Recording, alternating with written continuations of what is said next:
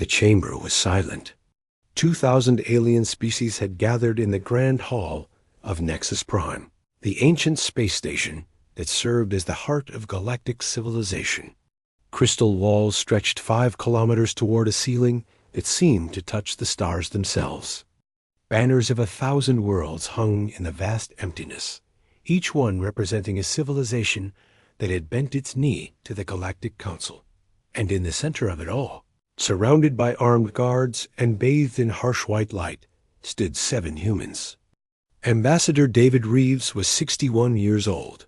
His hair had turned gray during his decades of military service, and his eyes held the calm patience of a man who had faced death many times.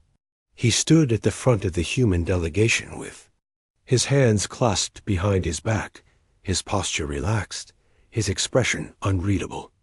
The guards surrounding them were Varadi soldiers. Each one stood nearly 3 meters tall, their bodies covered in thick armored scales, their 4 arms holding plasma rifles aimed directly at the humans. Their yellow eyes never blinked high. Chancellor Morthax watched from his elevated throne at the far end of the chamber. He was ancient beyond human understanding, a being of living crystal whose body had existed for 11,000 years. When he spoke, his voice rolled through the hall like thunder across an empty plain. Humanity, you stand before the Galactic Council to answer for your crimes. The destruction of the Varadi research station on Epsilon Tertius. The deaths of 32,000 sentient beings. The violation of 23 articles of the Galactic Compact. The chamber erupted in sounds of anger. Clicking mandibles. Hissing voices. Rumbling growls from creatures that defied human imagination. The noise built into a wall of hatred directed at the small group of humans standing in the light. Ambassador Reeves did not move. He did not flinch. He simply waited. The High Chancellor raised one crystalline hand, and silence fell instantly. What do you have to say for yourselves, humans? Reeves took a single step forward. The Varadi guards tensed, their weapons humming with deadly energy. But Reeves ignored them completely. High Chancellor, he said, his voice carrying clearly through the translation systems embedded throughout the chamber. I appreciate the opportunity to address this assembly. However, I must correct a misunderstanding. A ripple of confusion passed through the alien representatives. We did not come here to answer for anything. The silence that followed was absolute. Even the background hum of the station's systems seemed to fade away. We came here, Reeves continued, to give you one chance. One single opportunity to avoid making the greatest mistake in your council's 11,000-year history. High Chancellor Morthax's crystalline form pulsed with light. It might have been amusement. It might have been anger. You threaten us? You, whose species discovered faster than light travel merely 50 years ago. You, whose entire civilization could be erased by any one of our founding members? I threaten nothing, Reeves replied. I am simply stating a fact. Behind Reeves, Dr. Maria Santos watched the exchange with growing unease. She was the delegation's chief linguist, brought along to navigate the complex protocols of galactic diplomacy. But nothing in her training had prepared her for this. Reeves was supposed to negotiate. He was supposed to seek compromise. Instead, he was deliberately provoking the most powerful governing body in the galaxy. She glanced at Admiral James Okonkwo, the military commander assigned to the delegation. His dark face was expressionless, but his eyes were tracking every guard, every exit, every potential threat. He caught her gaze and gave an almost imperceptible nod. Something was happening that she did not understand. Council, or Vrex of the Varadi Dominion, rose from his seat. He was massive, even by his species' standards, his scales scarred from centuries of warfare, his 4 arms spread wide in a gesture of challenge. Enough of this theater, he snarled. The humans attacked our people without provocation. They slaughtered civilians. They must pay for their crimes, and they will pay, either through surrender or through the complete destruction of their pathetic little world. A chorus of agreement echoed through the chamber. Reeves turned to face Counselor Vrex directly. "Without provocation," he repeated slowly. "That is an interesting choice of words, Counselor. You deny the attack?" "I deny nothing. We destroyed your research station. We killed everyone aboard. And we did it in response to your unprovoked attack on our colony on Kepler Prime, where your forces murdered 4,000 human civilians, including 600 children." The chamber fell silent again. "We have recordings," Reeves continued. "We have debris analysis. We have intercepted communications proving that the attack was ordered directly by your military command. And we have evidence that this council knew about the attack before it happened and chose to do nothing." Counselor Vrex's scales flushed dark with rage. "Lies. Human propaganda designed to justify their aggression. Then you will not object to an independent investigation." Reeves's voice was calm, almost pleasant. "I am sure the council would want to know the truth." For a long moment, no one spoke. Dr. Santos watched as several alien representatives exchanged glances. She saw something in their expressions that surprised her. High Chancellor Morthax leaned forward on his throne. "Ambassador Reeves, even if your claims have merit, the fact remains that humanity violated galactic law. The proper response to any grievance is to petition the Council, not to engage in military action. We did petition the Council." Reeves reached into his coat and produced a small data chip. 17 times over the course of 6 months. Each petition was rejected without review. Each communication was marked as received, but never answered. "We followed your laws, High Chancellor, and your laws failed us." He held up the chip so the entire chamber could see it. "This contains every message we sent, every rejection we received, every piece of evidence we provided that was ignored. The humans did not start this conflict, but we are prepared to finish it."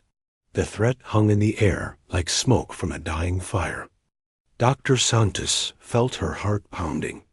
She had read those petitions. She knew Reeves was telling the truth. But truth had never mattered much to the Galactic Council. They ruled through power, not justice. Counselor Vrex stepped down from his platform and walked toward the human delegation.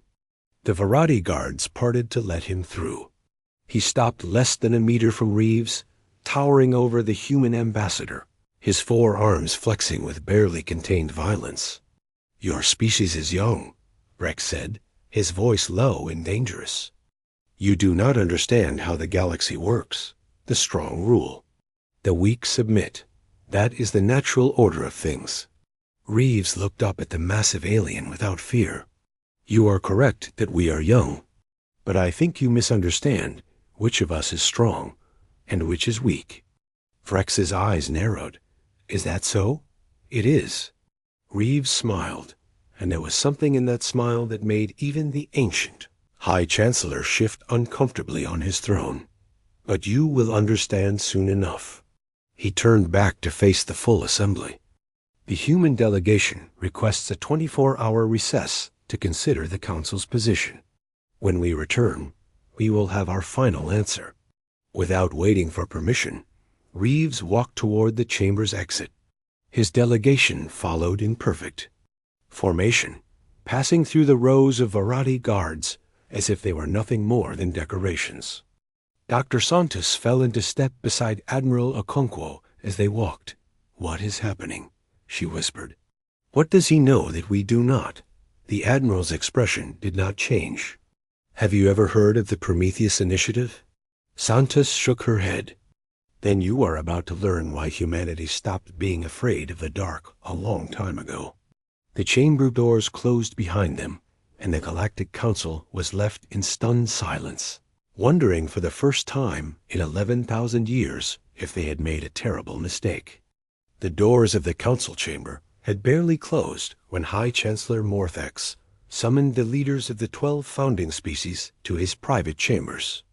The room was smaller than the Grand Hall, but no less impressive, its walls lined with artifacts from civilizations that had risen and fallen before most current species had learned to use fire. Counselor Rex was the first to speak. His scales still flushed dark with anger, and his 4 hands clenched into fists. The humans must be taught their place. I will take my fleet to their homeworld and burn it to ash. This insult cannot stand. Ambassador Thilla of the Karashi Collective raised one slender hand. Her species were empaths, capable of sensing the emotional states of other beings across vast distances. Her large silver eyes were troubled. Before we discuss military action, there is something the Council should know. Morthax's crystalline form pulsed with curiosity. Speak. During the proceedings, I monitored the emotional state of the human delegation. Thilla paused, her thin fingers intertwining nervously. They displayed no fear, none at all. Frex made a sound of dismissal. Humans are known for their bravado. They hide their terror behind false courage. No, Thilla's voice was firm. I have served this council for 4,000 years. I have witnessed delegations from hundreds of species face judgment in that chamber. All of them, without exception, carried some measure of fear. Even the most powerful civilizations felt anxiety when confronting the combined might of the council. She looked around the room, meeting each pair of eyes in turn. The humans felt nothing but calm. Complete, absolute calm. As if they knew with perfect certainty that they had nothing to fear from us. Silence fell over the chamber. High Chancellor Morthax leaned back in his throne. What are you suggesting? I am suggesting that either the humans are insane, or they possess knowledge that changes everything we believe about the balance of power in this galaxy. Meanwhile, aboard the diplomatic vessel Prometheus, Ambassador Reeves had gathered his delegation in the ship's secure briefing room. The space was cramped compared to the grandeur of the council chamber, but it was the only place on the station where they could speak without being monitored. Dr. Santos sat at the table, her mind still racing from the events in the Grand Hall. Beside her, Admiral Okonkwo pulled up a holographic display showing the positions of human and alien fleets throughout the sector.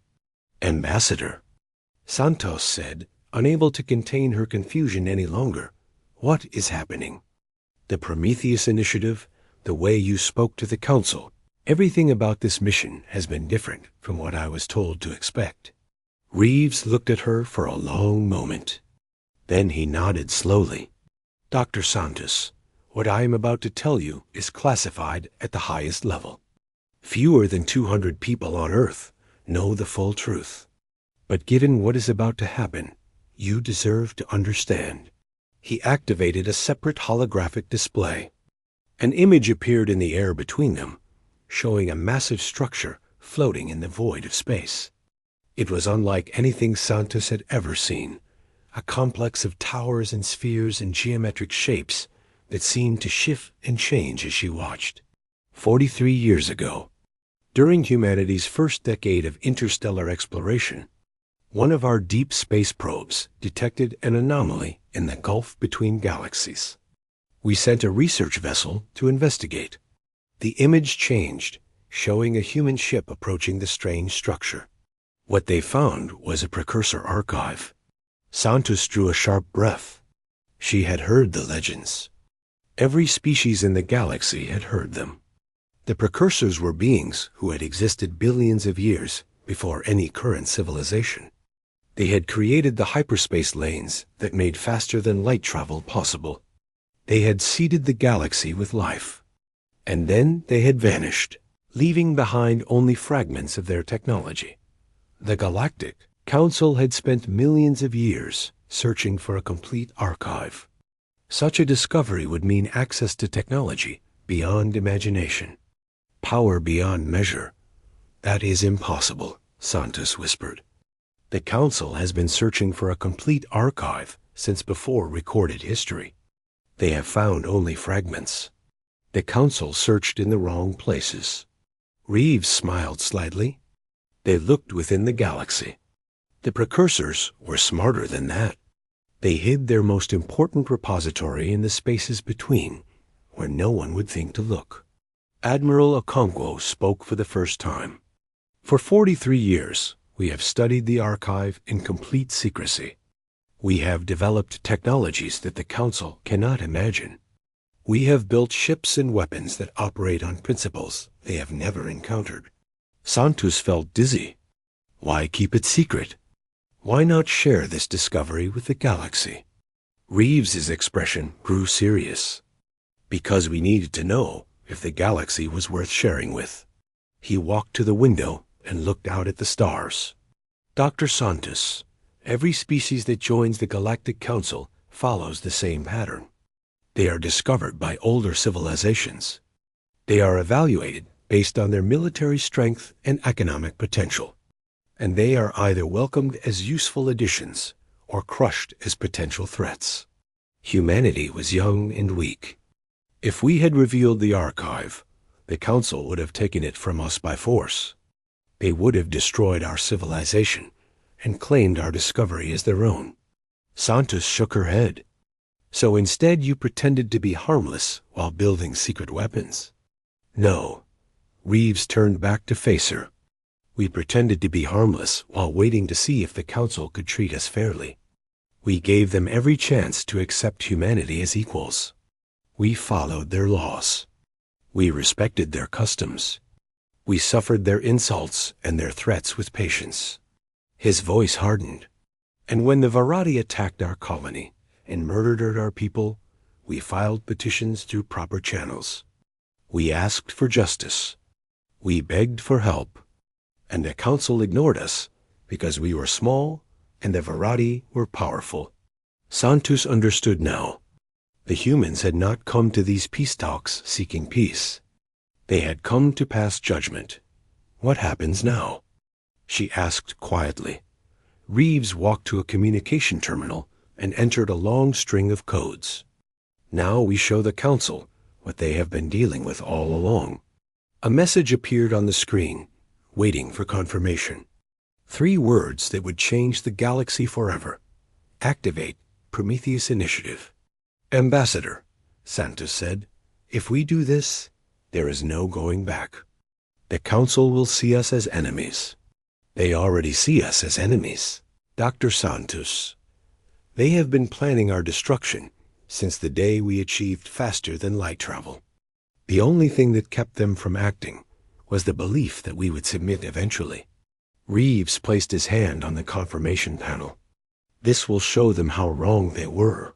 He pressed his palm against the screen. Across the galaxy, in hidden shipyards and secret facilities built over 4 decades, systems began to activate. Engines that bent space itself hummed to life. Weapons that erased matter from existence powered up. Shields that shunted energy into other dimensions flickered into operation. Aboard Nexus Prime, alarms began to sound in the private chambers of the High Chancellor. Counselor Vrex received an emergency transmission from his homeworld. His 4 hands trembled as he read the report. A fleet of human ships had appeared from nowhere. Not hundreds, thousands. And at their center, something massive was emerging from folded space.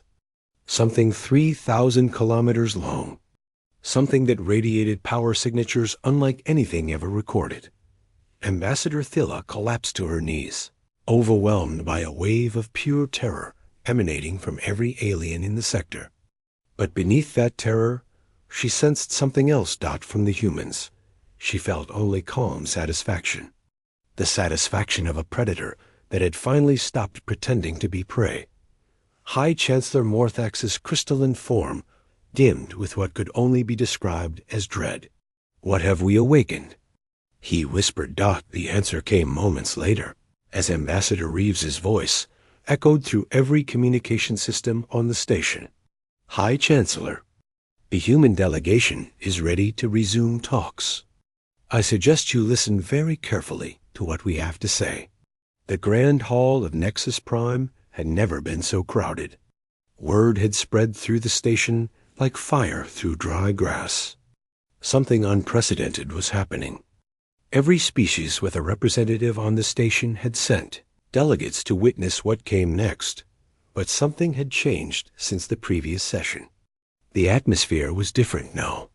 The anger and contempt that had filled the chamber before had been replaced by something else. Something that tasted like fear. Ambassador Reeves walked through the massive doors with his delegation behind him. The Varadi guards were still there, but they no longer aimed their weapons at the humans. Their yellow eyes tracked the small group with nervous uncertainty. High Chancellor Morthax sat rigid on his throne.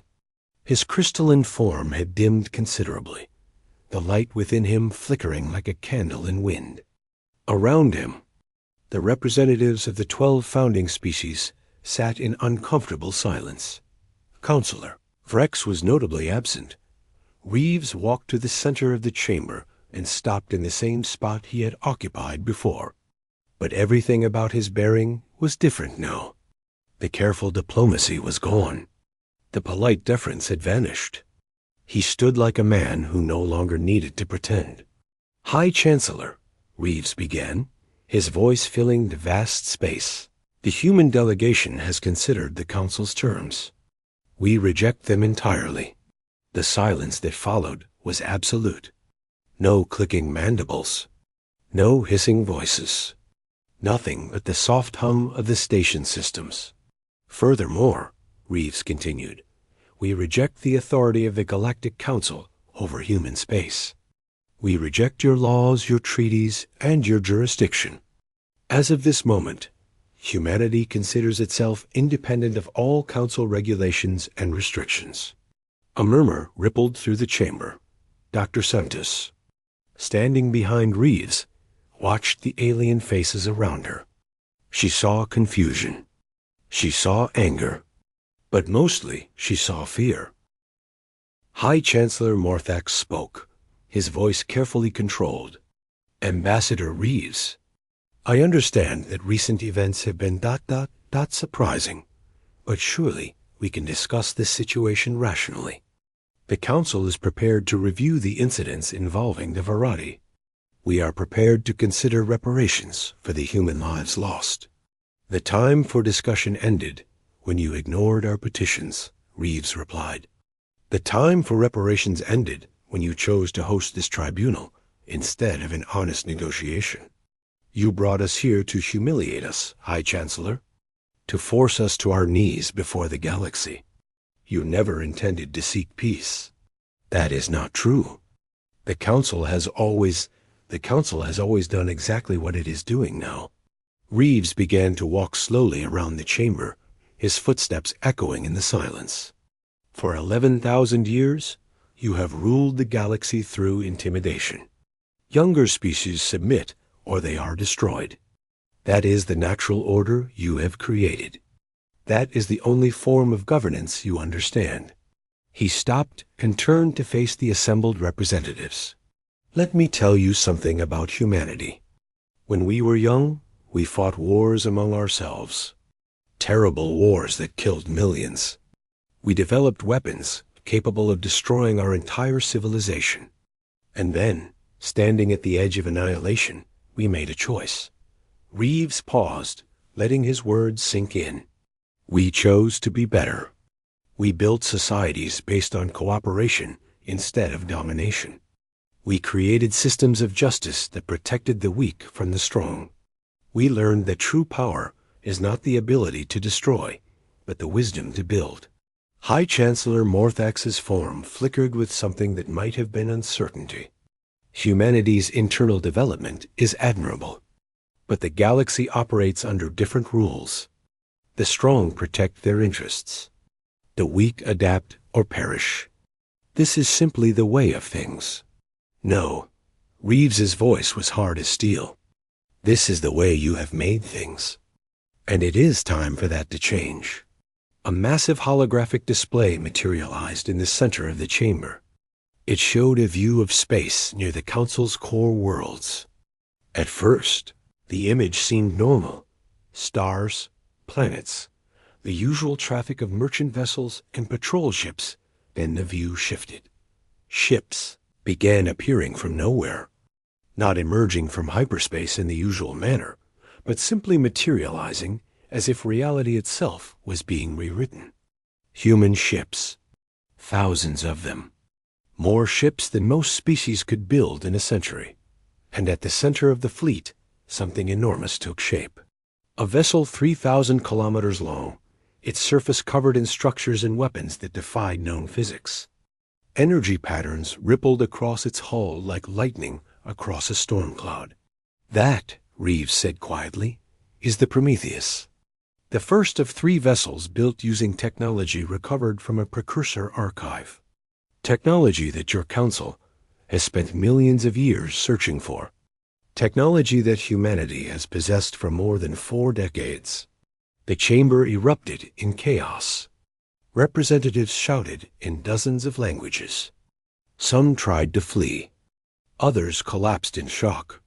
The Varadi guards raised their weapons, then lowered them again, unsure what to do against an enemy they could not possibly defeat. Ambassador Thela of the Kirashi sat perfectly still, her silver eyes wide, her mind overwhelmed by the waves of terror washing through the chamber. But she also sensed something from the humans, a cold, hard satisfaction, the satisfaction of prey that had revealed itself to be the predator all along. High Chancellor Morthax rose from his throne. Ambassador Reeves, what do you want? Reeves turned to face him directly. I want nothing from you, High Chancellor. That is the point. Humanity is leaving. We are withdrawing from Council space entirely. We will establish our own domain in the outer regions of the galaxy, far from your corruption and your cruelty. And if we try to stop you? Reeves smiled. It was not a pleasant expression. Councillor Vrex tried to stop us. 3 hours ago, he launched an unauthorized attack on our fleet with 400 Varadi warships. Those ships have been disabled. Not destroyed, disabled. Every vessel is intact.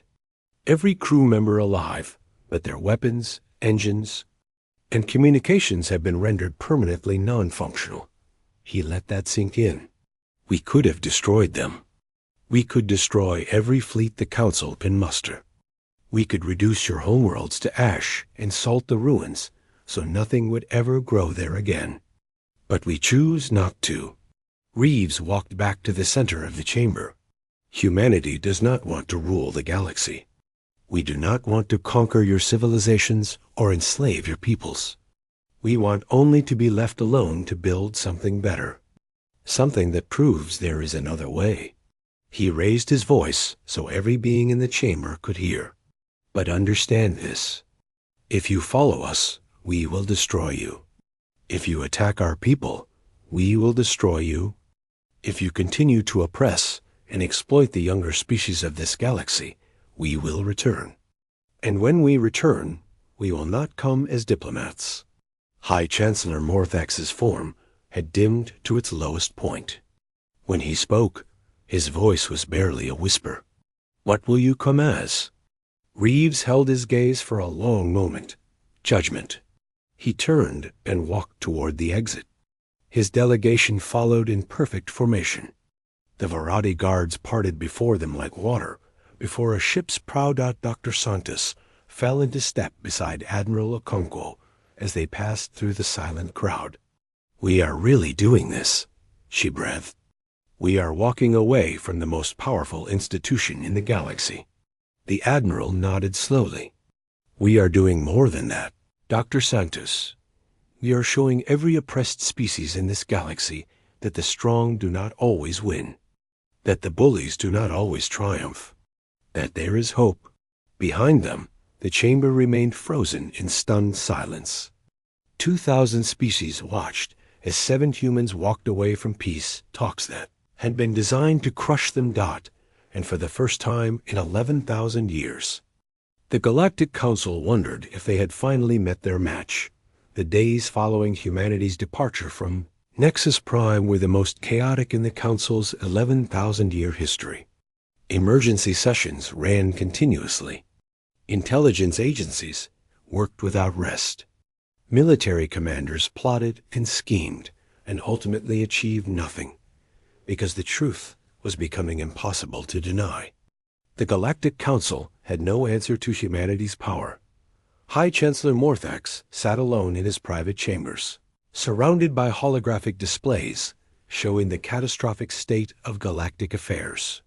The Prometheus remained in position near the Council's core worlds, a silent reminder of humanity's capabilities. Around it, the human fleet held station, neither advancing nor retreating. They were waiting. A chime announced a visitor. Ambassador Thilla of the Koreshi entered, her silver eyes troubled, her slender form moving with unusual hesitation. "You wish to see me, High Chancellor?" Morthax gestured toward a seat. "I need your abilities, Ambassador.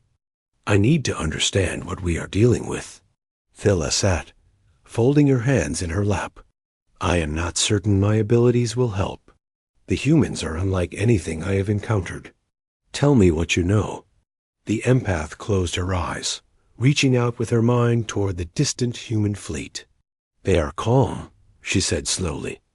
"Completely calm. There is no aggression in them, no desire for conquest or revenge. They genuinely want to leave us in peace. Then why do they not simply go?" Thilla opened her eyes. "Because they are watching. They are observing how we respond to this crisis. They want to know if we are capable of change." Morthax's form flickered with frustration. "Change? Change into what?" "Into something better." Thilla leaned forward. "High Chancellor, I have spent the past 3 days analyzing everything we know about human behavior. Their history, their culture, their decision-making patterns. And I have come to a disturbing conclusion. Speak." The humans came to these peace talks hoping to find partners. They did not want to reveal their power. They did not want to threaten or intimidate.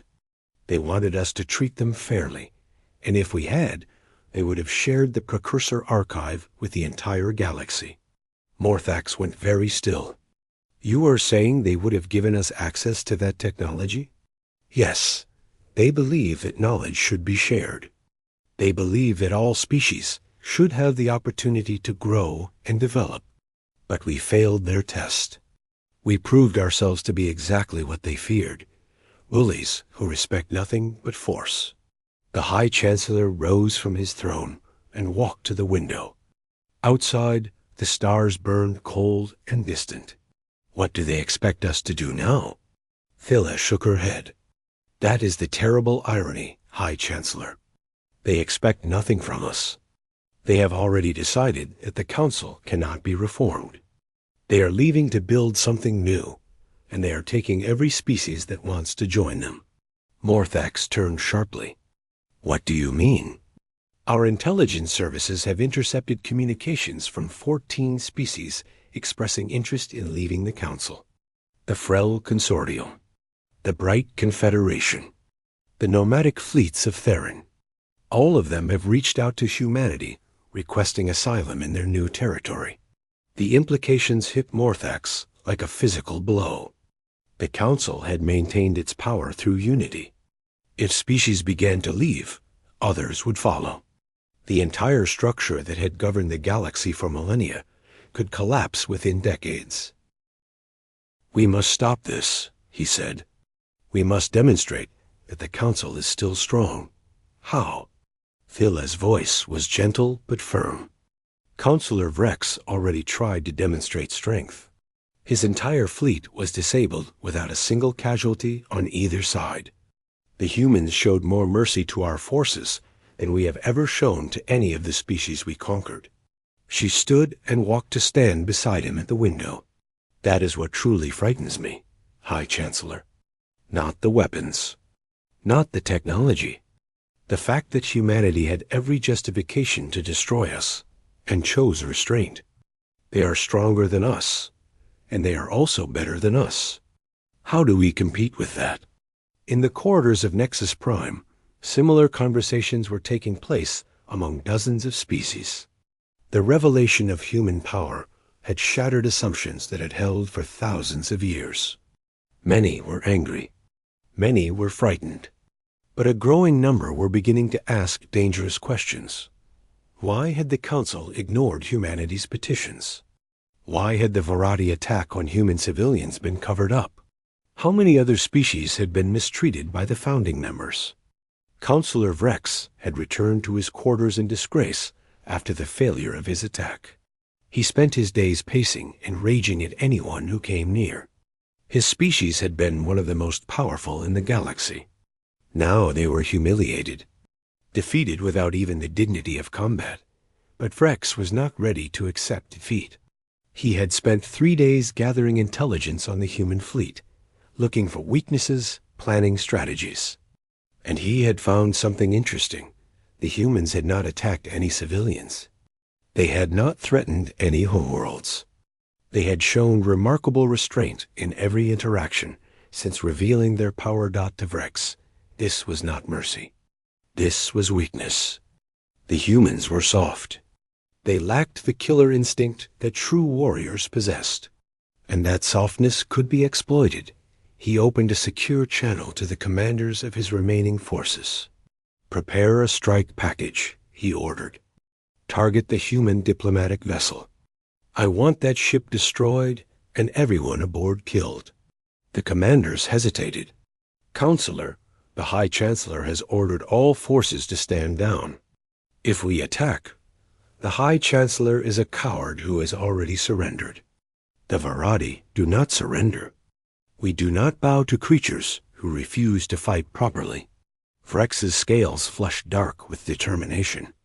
"The humans have shown they will not destroy us even when provoked. That means we can hurt them. We can make them bleed. And once we do, they will learn that the galaxy does not belong to species that show weakness." The commanders exchanged uncertain glances. "Carry out my orders," Vrex growled, "or I will find officers who will." Aboard the Prometheus, Ambassador Reeves received word of the incoming strike force with something that might have been sadness. He sat in his command chair, Dr. Santos beside him, watching the tactical display as Varadi ships broke from the station and accelerated toward the human diplomatic vessel. "They do not learn," Santos said quietly. "No," Reeves shook his head. "But perhaps after this, they will." He opened a channel to the fleet. "This is Ambassador Reeves. Counselor Vrex has launched another unauthorized attack. Disable his forces with minimal casualties. And then—" He paused, weighing his words carefully. "And then show the galaxy what happens when humanity stops being patient." The human fleet moved, not with the ponderous momentum of conventional ships, but with the instant precision of beings who had mastered space itself. One moment they were holding position. The next they surrounded the Varadi strike force in a perfect sphere of death. Energy weapons flashed. Systems failed. Ships went dark. Within 30 seconds, every Varadi vessel was drifting helplessly in space, their crews alive but completely powerless. And then the Prometheus turned its attention to Nexus Prime itself. Every screen on the station flickered and went dark. Every system powered down. For one terrifying moment, 2,000 species experienced what it would feel like to be completely at humanity's mercy. Then power returned. Systems rebooted. Life support resumed dot, and Ambassador Reeves's voice echoed through every corridor and chamber of the ancient station. "This is a demonstration. We could have killed everyone aboard this station. We could destroy every ship in this system. We could reduce your homeworlds to rubble. We choose not to. But our patience is not infinite. The next species that attacks our people will not receive a warning. They will receive extinction." The message ended dot in the Grand Hall. High Chancellor Morthax watched as species that had followed his leadership for millennia turned to each other with expressions of pure terror. The Galactic Council had ruled the galaxy for 11,000 years, and in that moment, Every being in the chamber realized that those years were over. 6 months had passed since humanity walked away from the peace. Talks on Nexus Prime. 6 months that had transformed the galaxy. In ways no one could have predicted, the Galactic Council still existed, but it was a shadow of its former self. High Chancellor Morthax had resigned after 11,000 years of leadership, his crystalline form dimmed by shame and exhaustion. The Varadi Dominion had collapsed into civil war as various factions blamed each other for the humiliation they had suffered. 3 of the 12 founding species had formally dissolved their membership and sought new alliances. And in the outer regions of the galaxy, something new was being born. Dr. Maria Santos stood on the observation deck of the station called Haven, watching as construction drones assembled the framework of what would become humanity's first true interstellar city. Ships from 14 different species moved through the void around her, working alongside human vessels in perfect coordination. She was no longer a junior linguist attached to a diplomatic mission. She was Ambassador Santos, now humanity's official representative to the Alliance of Free Worlds. It was a title she had never sought and still did not feel she deserved. A soft chime announced a visitor. She turned to find a familiar figure entering the observation deck. "Ambassador Reeves," she said, genuinely surprised. "I thought you had retired." David Reeves smiled. He looked older than he had during the peace talks, his gray hair whiter, his weathered face more lined. But there was a peace in his eyes that had not been there before. "Officially retired," he said, walking to stand beside her at the window. "But I wanted to see this for myself. The first step toward something better." They stood in silence for a moment, watching the construction continue. "Do you regret it?" Santos asked quietly. "Walking away from the council?" Reeves considered the question carefully. "I regret that it was necessary. I spent years hoping they would surprise us. I wanted to be wrong about them. I wanted to believe that ancient civilizations could look at a younger species and see potential partners instead of convenient victims." He shook his head slowly. "But they failed. Every chance we gave them, they chose cruelty over compassion, domination over cooperation. In the end, walking away was the kindest thing we could do." Santos frowned. "Kindest? We humiliated them. We shattered their power structure. The council may never recover." "Yes," Reeves nodded. "And because we did that, millions of species that would have been conquered and exploited now have the chance to develop on their own terms. The patterns of abuse that had persisted for millennia have been disrupted. Change is possible, now in ways it never was before." He turned to face her directly. "Maria, humanity's greatest discovery was not the precursor archive. It was not the technology that let us build the Prometheus or defeat the Varadi fleet. Our greatest discovery was learning that power without wisdom is meaningless. Strength without compassion is worthless." Through the window, a new ship was arriving at the construction site. Santos recognized it immediately. A vessel from the Kirishi Collective, the empathic species that had served the Council for 4,000 years. They had been among the last to leave, but Ambassador Thilla had eventually convinced her people that the old ways were finished. The Kirishi were sending ships filled with teachers and counselors, beings whose gifts would help the new alliance heal from the traumas that centuries of council rule had inflicted. "She wants to meet with you," Santos said. "Ambassador Thilla. She says she has something important to tell you." Reeves nodded. "I know. I spoke with her yesterday. What did she say?" A strange expression crossed his face, something between sadness and hope. "She said that she had spent her entire life sensing fear and anger and hatred from the species around her. Thousands of years of negative emotions, all justified by the need to survive in a hostile galaxy." He paused. "And then she came here. She walked among the species building this station, this city this new civilization. And for the first time in her life, she felt something different. Santos waited. Hope, Reeves said softly. She felt hope. Not from one species or one individual, but from thousands of beings working together because they believe tomorrow can be better than today. She said it was the most beautiful thing she had ever experienced. The observation deck fell silent. Outside, construction continued. Ships moved. Drones welded. Beings from across the galaxy worked side by side toward a common future. Santos thought about the peace talks they had walked away from.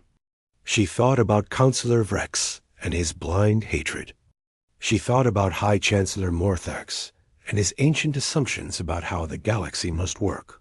Do you think they will ever change? She asked. The council species? The ones who stayed behind? Reeves turned back to the window. I think they have a choice now.